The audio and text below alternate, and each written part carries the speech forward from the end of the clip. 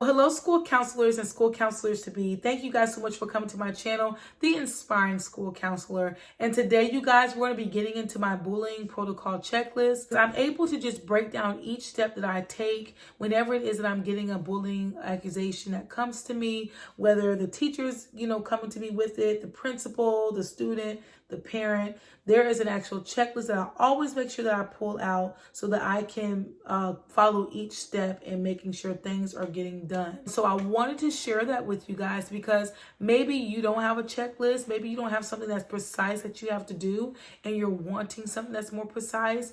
Then hopefully with me sharing this is able to give you, just an idea of what it looks like, and then hopefully you're able to implement something like this as well. I'm not going to prolong the time. Let's get right into it. If you guys have not subscribed, what are you waiting for? Go ahead and hit that subscribe button as well as hit that notification bell so that you can be notified every time I upload a video. All right, you guys, let's get into it. So I want to let you all know that I am going to be looking at my laptop. It's placed right here on my desk. And so you guys are going to be seeing me look over a lot because I have my checklist right before me, and that's just going to help me stay on track. So I just wanted to make sure I let you guys know that. So the first thing that I have, we have to make sure that we complete and or receive a complaint form or a discipline referral form. You all, whenever it is that I'm dealing with a bullying accusation, it is so important that I'm just not getting it verbally of what's going on, but we have to have something concrete. We have to have something that is written down on a paper or a form or something.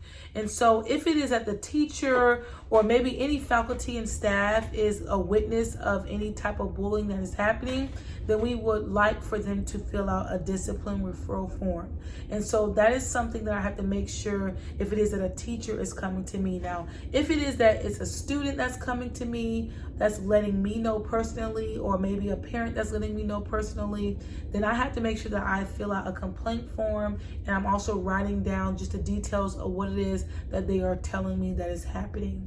And so that is what I do. And once I finish that first step, then I have to make sure that it is initialed and we date it. And as I go through each step with you guys, next to each step, we have to initial and date when we got it done. And so that just helps us to stay on track. And whenever it is that we turn this into a central office, they're able to see that we did it in a timely manner. The second step is we have to notify the principal immediately. This is very important, you guys. Even though I am the bullying coordinator at the school, I always need to make sure that I keep my principal in the loop. And so that is something that is a part of the checklist. So I just make sure that I initial it and I date that whenever it is that I was able to get in contact with the principal. Now, I do want to let you guys know is that even though I am the bullying coordinator, I am not the one that gives the punitive actions. Like, I'm not the one that's going to do this suspension of school or do in-school suspension. I'm not the one that you're going to lose, that I'm going to choose for you to lose recess. I don't do any of that stuff. That is all left up to the principal. And that is why you want to make sure that the principal is on board so that we can both be partners in making sure that we're handling this situation appropriately. So that is something I have to make sure that I do. So step 2, I just have to make sure that I notify my principal. Step 3, the principal or the designee shall immediately notify parents or guardians when a student's involved in an act of bullying or cyberbullying and provide information on district counseling and support services. So this is another important step that we have to make sure that we do, because you want to make sure that the parents are aware of what their child is doing and what their child is involved in. And so with that being said, we always have to make sure that we reach out to our parents and letting them know. And one of the things that it says on here that I'm going to reiterate is that it says provide information on district counseling and support services. So sometimes we might have to get, outside services involved, depending on the situation. And so that is something that we have to just make sure that we mention to the parents.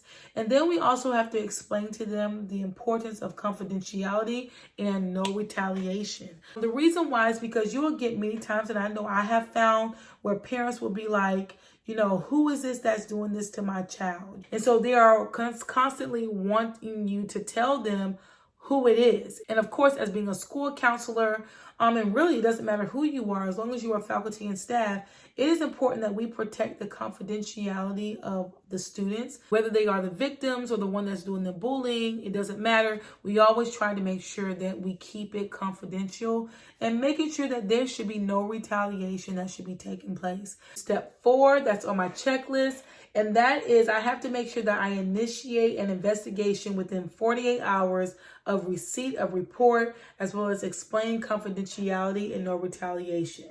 So you guys heard it. We are given a time frame, and that is 48 hours. And generally 48 hours is enough time, especially when you have things going on throughout the day, and especially if you need to, meet with the principal. They're busy, and so 48 hours gives you enough time to really be able to meet with those that you need to meet with. And also, a part of that investigation is that you might have to look at camera footage. You might have to talk to the witnesses, anybody that has been around.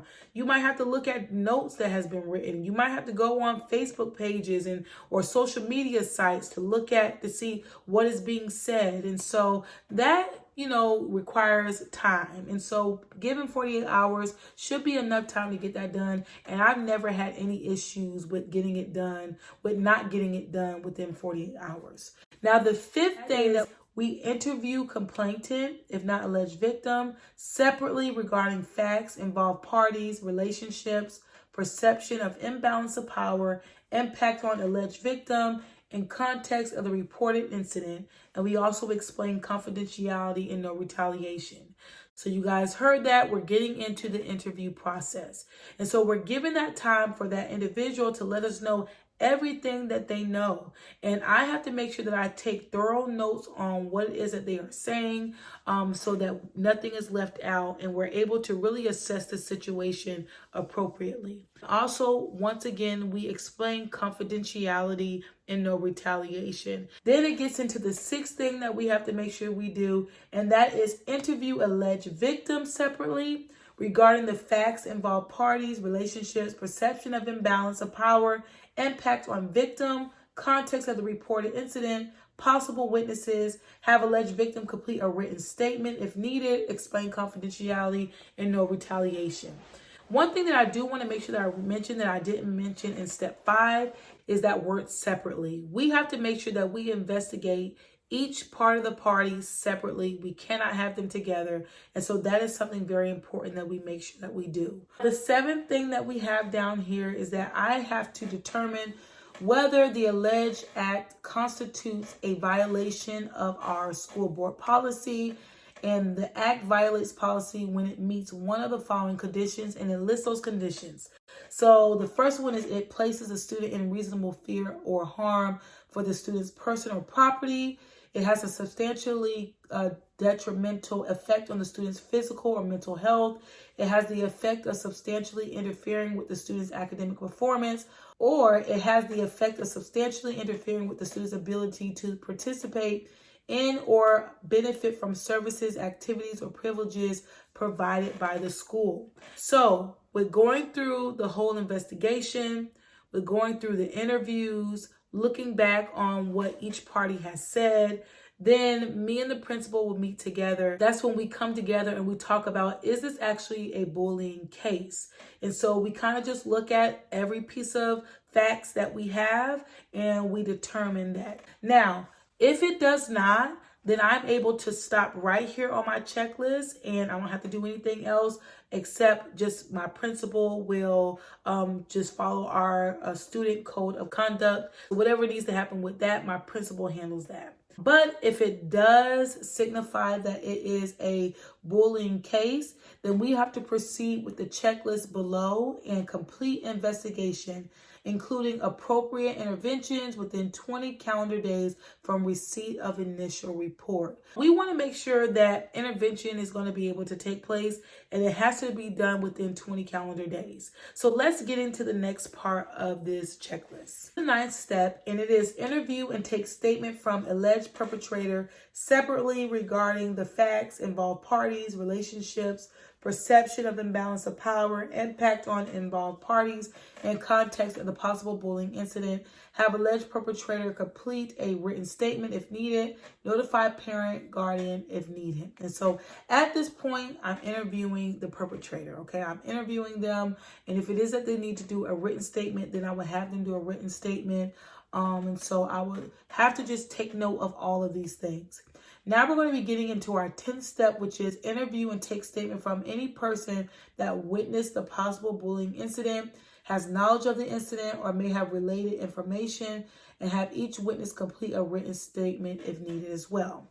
And so that is also when I start interviewing further the witnesses. My 11th step, which is review any other pertinent information such as grades, attendance, physical evidence, video surveillance, re-interview if needed, etc.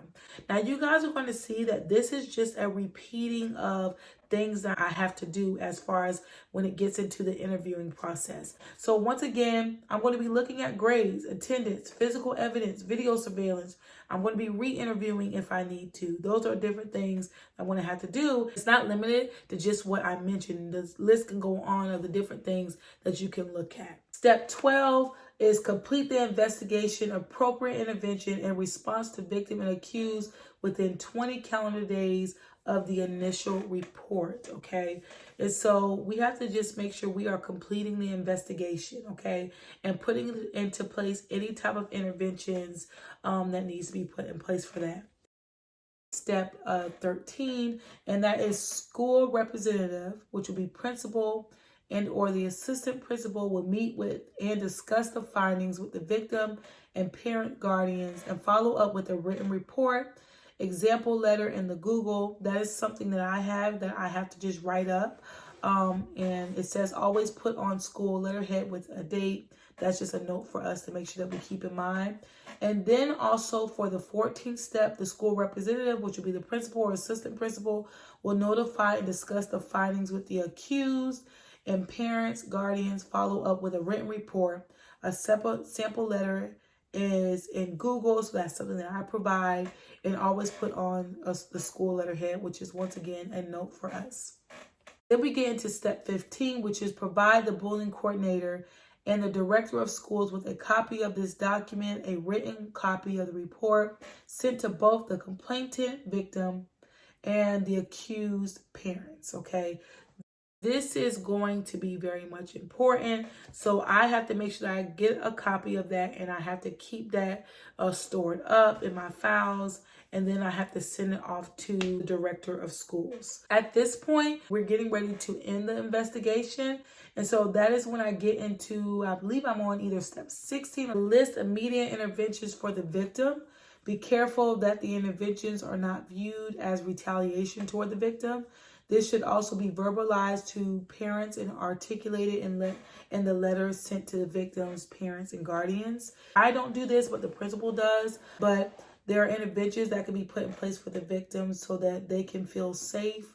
And so those are going to be designated by the principal or that victim. Then we're going to get into our step 17, which is list immediate interventions for the accused. And these should also be verbalized to parents and articulate in the letter sent to accused parents and guardians. Once again, my principal is the one that sets all of that in order. And then I get into my And then we get into the last two things that we have to make sure that we do, which will seal the deal on the whole bullying investigation case. And that is report mailed or given to the victim's parents within 20 calendar days of the initial complaint, as well as the report is mailed or given to the accused parents or guardians within 20 calendar days of the initial complainant. And then we are done. Okay, you guys? So that is my whole checklist. I hope I didn't bore you guys too much. Hopefully this was able to truly give you some insight on what that looks like. So I hope that was able to help you guys. I thank you guys so much for your time. If you guys have not subscribed, make sure you subscribe and make sure you hit the notification bell so that you can be notified every time I upload a video. All right, you guys, I'll see you next time.